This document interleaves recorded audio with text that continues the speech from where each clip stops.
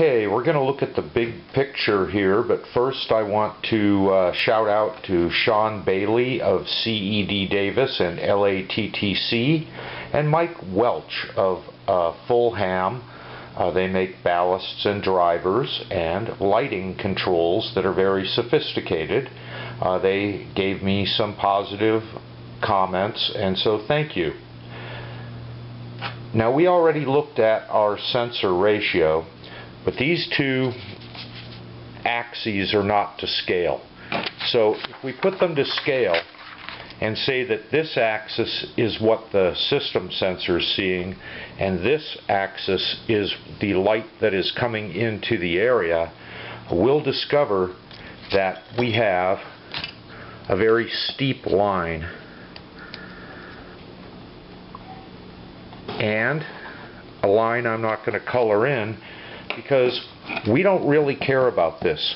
The system sensor cares about this. The control system cares about this. What we care about is if I have so much daylight coming in, what do I see at my reference location? Those will be the same.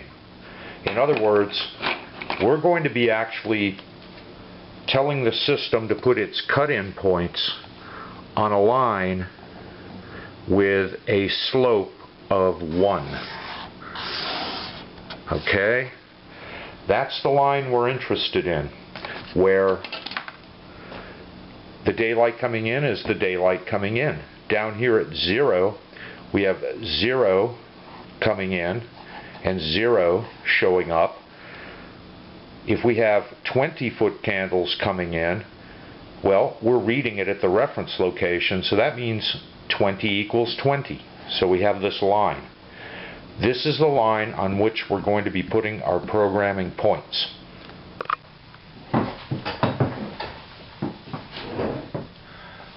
Alright, now that we've established some sort of a sensor ratio, we need to determine what the contribution from each controlled stage of lighting is at the reference location. And also let's name them. I say the one that comes on first and has the minimum power draw is the minimum stage. That's the minimum stage because you're at minimum power draw. On our diagrams we've been labeling that A. And then B, middle, and C, maximum, and that's power draw. Alright, and that's how we're going to name those. I have one lamp on. Let's kill our daylight. And I am seeing just about 11.5 foot candles for stage A. B is giving me 12.3 for the middle stage. And C is giving me 10.5 for the maximum stage. So if we add all that up, we've got 34.3. So 34.3 would be our reference illuminance, and I've got 34.3. Now I can go ahead and determine my minimum cut-in points, my cut-in points where the stage of lighting just turns on. Now we're going to make this axis the amount of combined illumination in the space. This is from the controlled electric lighting and from any daylight coming in. So that axis is going to be in foot candles, our combined illumination at our reference location. Now let's go ahead and make our x-axis the amount of actual daylight coming into the controlled area. So this would be daylight coming in, red at our reference location. And so of course, if all we have coming into the space is daylight, because we've shut the electric lighting off, then all we're going to see for combined illumination is that daylight. So we get this straight line, 10 equals 10. You've got 60 foot candles of daylight coming in. You're going to read 60 total because all the electric lighting is off. But under normal circumstances, we're going to be running this system at night. So we need to put our reference electric illumination in. So let's just go ahead and put our reference illumination in. This would be with all the stages of lights on, and we read about a 34. So that's the reference, and we need to pay a lot of attention to that when we're setting up the system. Alright, so we know that our first cut-in point, the minimum cut-in point, we would like it to be higher than the reference illuminance of 34.3. Closest the controller will give me is 36. So as the sunlight comes down and the first stage snaps on, it should snap on around 36 foot candles of daylight level. Coming on down. Alright? Now, A is going to add about 11.5 to the combined illumination. I need the sunlight to come down about 11.5 again. So we subtract that from what we set for A, 36. We get about 24.5. The controller will let me set 25, so our second set point is 25 foot candles. And remember, we're just looking at this daylight that's getting into the space. That's the curve, that's the line that we're putting our programming points on. And then when B comes on, it's going to add about 12.3 foot candles combined here. This would put us around 12.5 foot candles for the final set point, for the maximum set point when the last stage turns on. But the controller will only allow me to program in 10 or 15, so I picked 15. Now, deadband is 10% throughout. That's the minimum amount of deadband percentage this controller will allow you to have. It'll be there in test mode, and we're going to test this thing, and we're going to see where the cut in and cut out points actually landed. And so, now where does our sawtooth fit into this big picture? Well, you may have wondered why you were setting daylighting set points on this line below the reference illuminance, and you're about to find out. Now, with no electric lighting on and the sunlight coming down in the space, we would follow this line, but we have set cut-in points of 36 foot candles, 25 foot candles, and 15 foot candles. And each time the sensor looking outside determines that we've reached one of these points inside, it's going to bring on a stage of lighting. Now, as the daylight comes down, with all the lights turned off, all we're going to see is that daylight coming down in the space. But when we hit our first cut-in point, we're going to jump up by the amount of stage A, which was about 11.5 foot candles or so, which puts us about here. At this point, it's kind of handy to think about the fact that the whole, you can think of it this way, it's very difficult to keep these things straight in your head, but you can think of it as the whole combined illumination line jumps up to here, but still maintains its slope. So now we're looking at something like that. Now, as the system sensor only sees things outside and uses the sensor ratio to establish this line, it does not know that we have popped up like this. It's still reading down along this line. And this is how the next set points. So this one was 36. This one is 25. This one is 15. It's still just looking at the outdoor sensor. It has no idea that the interior lighting has changed. It cannot see it. However, the combined illumination has jumped up. That's real. So we decrease down to our next set point of about 25, and we pop up by stage B. Then we decrease to our next set point of about 15, and we jump up by stage C, the maximum stage, and then the rest is just going down to reference, because now we have all three lights on. So that's our cut-in curve or line, and that is where it fits into the big scheme of things. Our next task, should we decide to accept it, is to determine what the combined illumination in the space is at each of these points upon cut-in of a stage. And I have these points drawn too low. Sorry, my bad. Here's an easy one. A is easy. We measured 11.5 for the electric lighting contribution from A, so at 11.5 plus 36 comes out to be 47.5.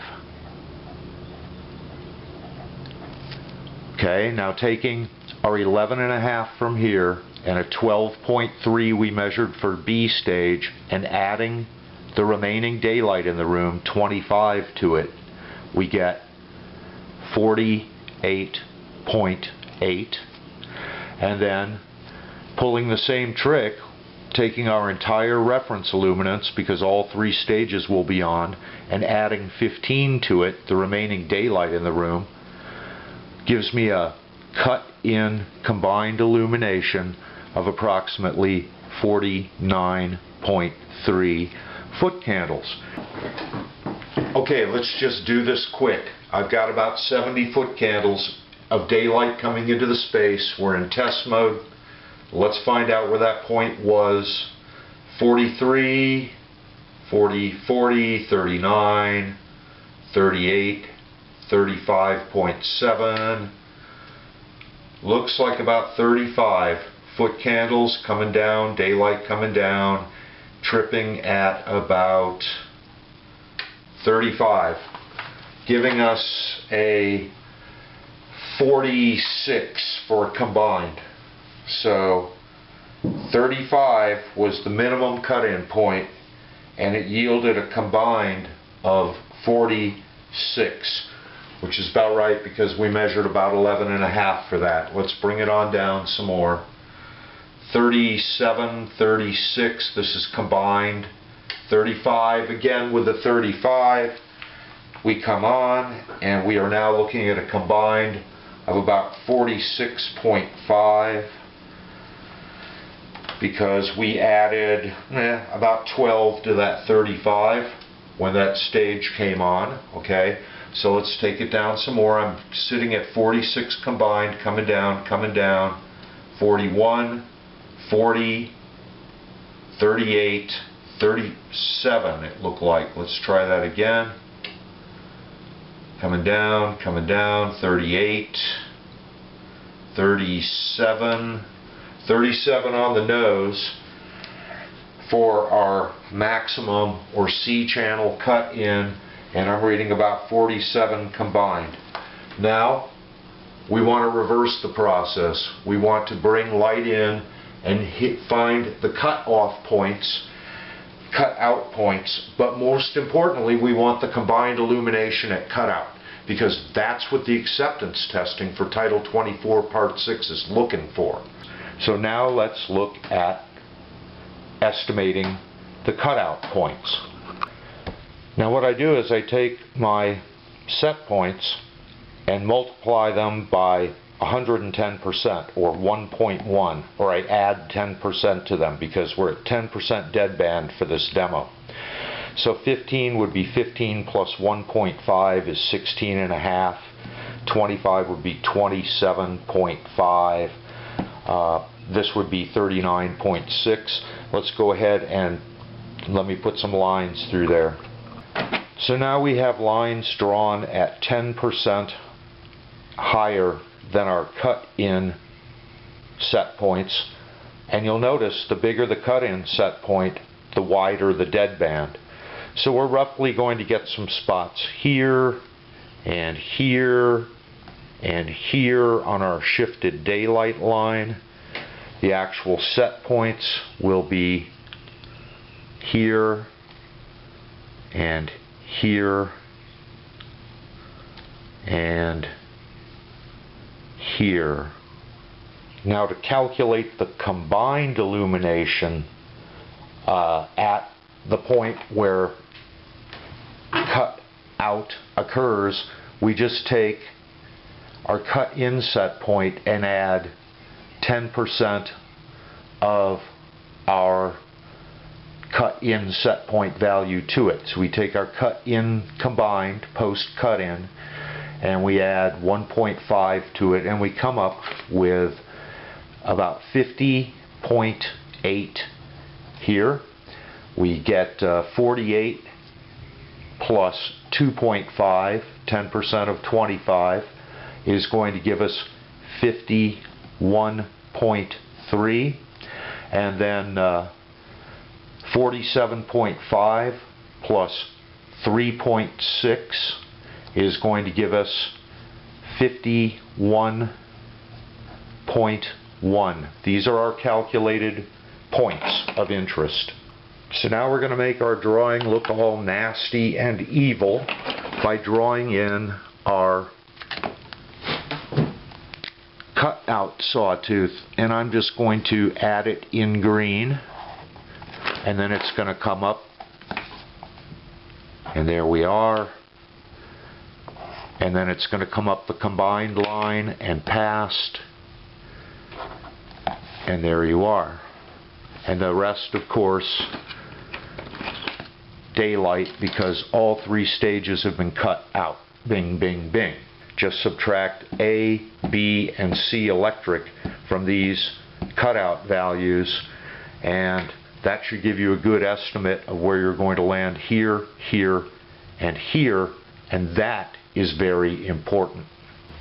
Computing where we're going to drop at the bottom of the cutout stages as they cut out is easy. We just take our calculated cut out combined set point and subtract the stage of controlled lighting, and they all come out to be just about 40 foot candles on the nose.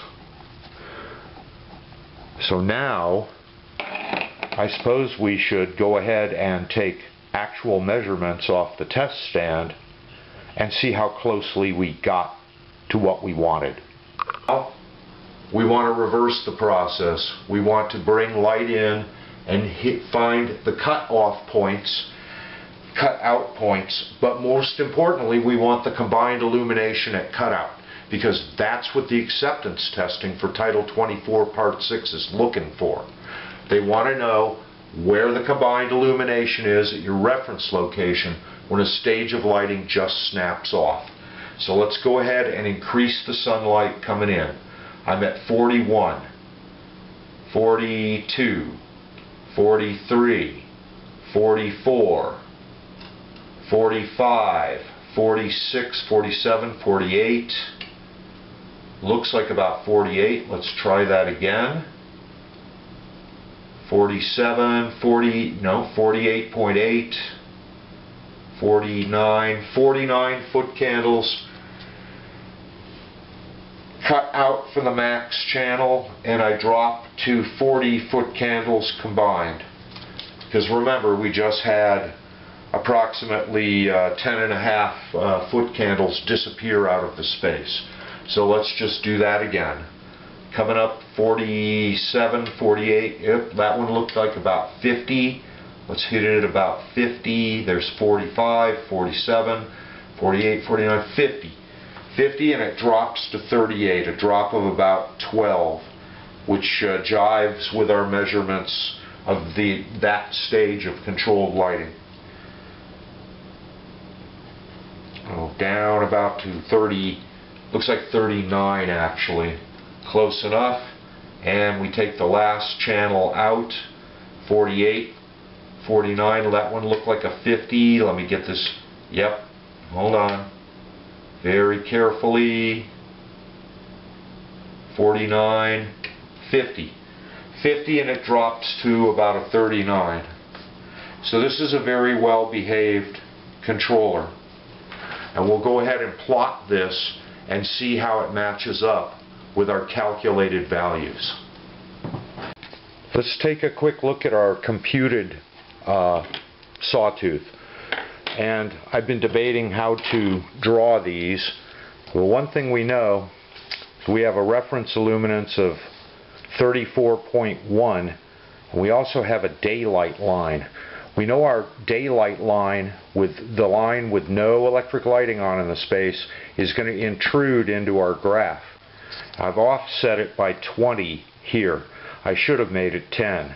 Let's take a look. I find the point where my reference illuminance that I desire matches my daylight, right? And at this point I draw a 45-degree line on the graph. And that would be my daylight, interior daylight line. Down here, because I've offset the graph by 20, we know we're going to be crossing at 20 because this is just daylight.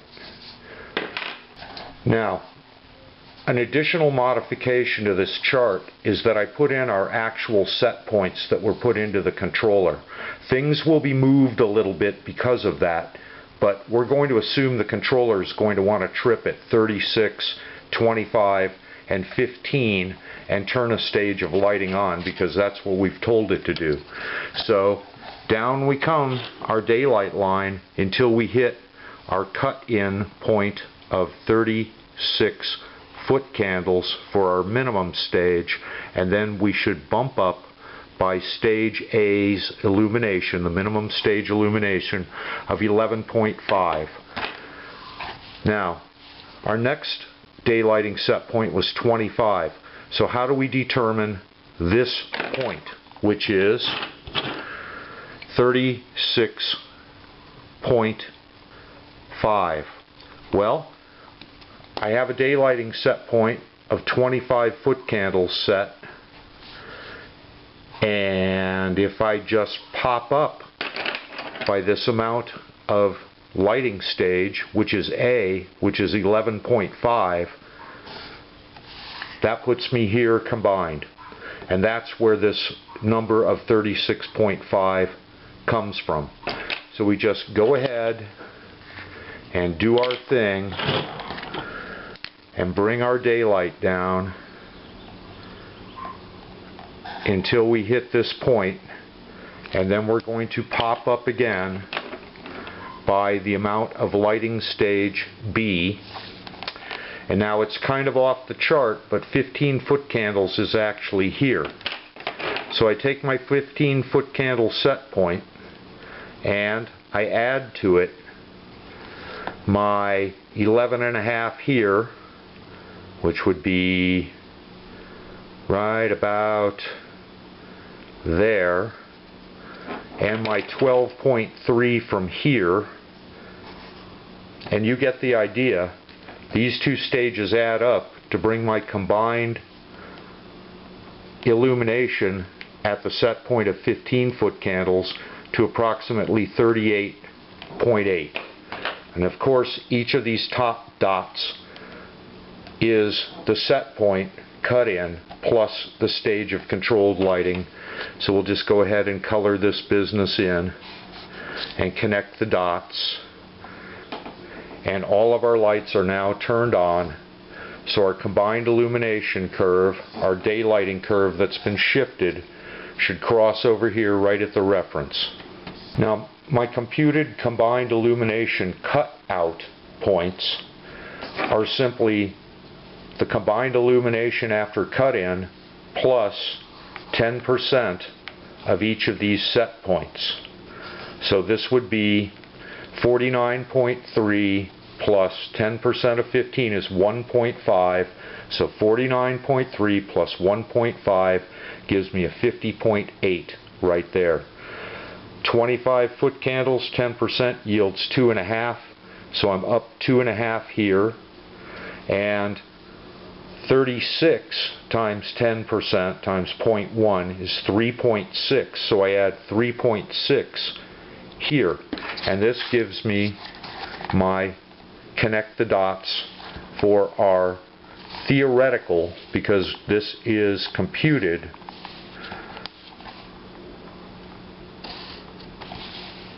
cut out sawtooth. Alright, so there you have that. Now, we went ahead and measured it, and it's about the same.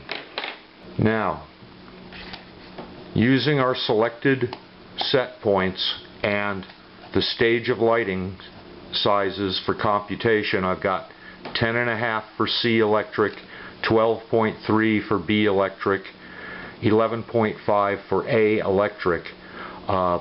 This yields our points, our combined illumination points for the selected set points.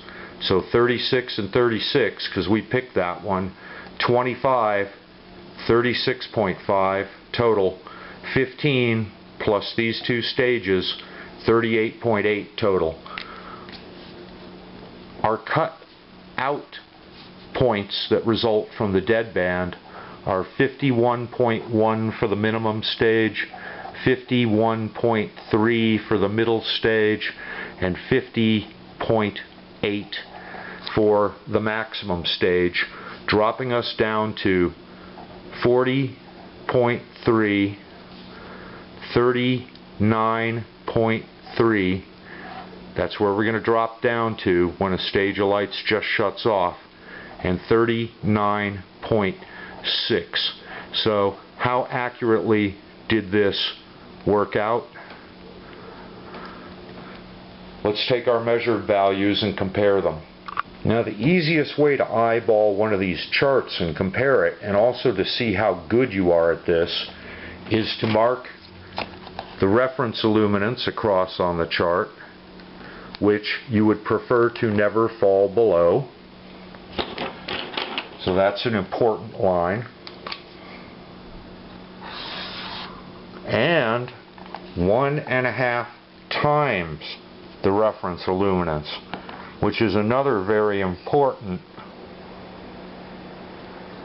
level, because this one dictates whether you have passed state law. These shutoff points, combined illumination after cutout, have to fall between these two lines. So let's go ahead, this is our measured values, let's go ahead and compare it with our computed values. And it looks like we've got a pretty good match. Alright, everything stayed in between the lines, if you will. And in real life, this also happened. So, between 34.1 and 51.5, we've got just about what we want. We've stayed in there. So this is a ripping, and this is, we actually measured this on the test stand, okay? This is a ripping daylighting system for power reduction, but not so much necessarily for the room occupants. So we're going to look at the effects of changing the deadband in the next section. And by the way, if you look at this set 10% deadband, you'll see that this is narrower than this, and which is narrower than this. These widen. These little figures here are known to control engineers as hysteresis loops. And you can see that with a set deadband of 10%, which is, of course, multiplied against these points, we actually get a bigger spread the bigger the set point, which only makes sense.